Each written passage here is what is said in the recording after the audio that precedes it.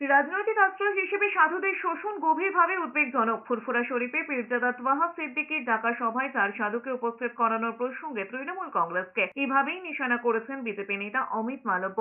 X পোস্টে তিনি লিখেছেন, মমতা বন্দ্যোপাধ্যায়ের উচিত ফিরহাদ হাকিমকে সতর্ক করা এবং ব্যক্তিগত ও রাজনৈতিক লাভের জন্য ধর্মীয় অনুভূতি ব্যবহার করা থেকে বিরত থাকা, না হলে পরিণতি খারাপ হতে পারে বলেই জানিয়েছেন তিনি। ওই সভার ছবি শেয়ার করে লিখেছেন, এক সমাবেশে ফিরহাদ হাকিম ওয়াকফ বিলের বিরোধিতা করার জন্য ওয়াহাব সিদ্দিকীর ডাকা সভায় 4 জন সাধুকে মঞ্চে হাজির করেছিলেন, যাতে এই ধারণা তৈরি করা যায় যে হিন্দু সাধুরা ওয়াকফকে সমর্থন করে। পরে জানা গিয়েছে, তারকেশ্বরের ওই সাধুরা সমাবেশের আসল উদ্দেশ্য সম্পর্কে জানতেনই না। ওই সভা সম্পর্কে তাদের কাছে কোনো তথ্য ছিল না। বিষয়টি প্রকাশ্যে আসার পর তৃণমূল কংগ্রেসের কর্মীরা একজন মহিলা সাংবাদিককে মারধর করার চেষ্টা করেছিলেন বলে অভিযোগ উঠেছে। তার লেখায় উঠে এসেছে ভোট ব্যাংকের প্রসঙ্গ।